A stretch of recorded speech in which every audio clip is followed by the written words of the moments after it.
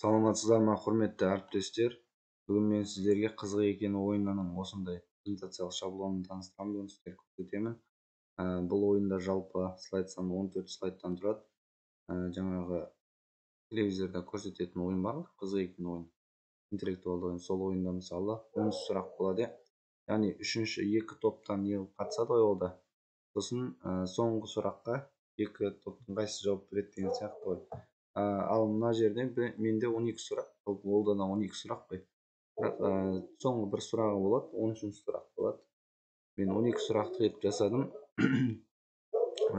Жалпы мынандай слайд, одан кейін варианттары болады.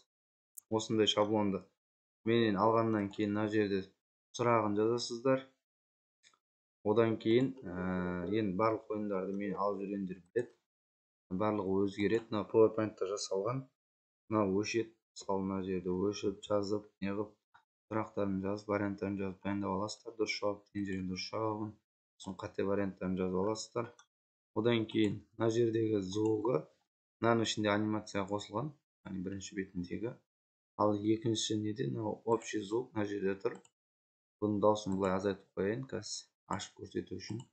Мен қазір сіздерге басынан бір көрсеттім, енді тағы да былай көрсетіп өтейін. Слайдты ашқаннан кейін мына жерде міне былай ашылады. Мына жерде мына рабочий экран менде. Мынаны ашқаннан кейін мен былай аштым ғой. Осыны ашқаннан кейін мына жерде тұрады, главныйда тұрады, ол главныйда тұрады. Осы жерден пока слайдов дегенге басасыздар, сосын сначала деп ашасыздар.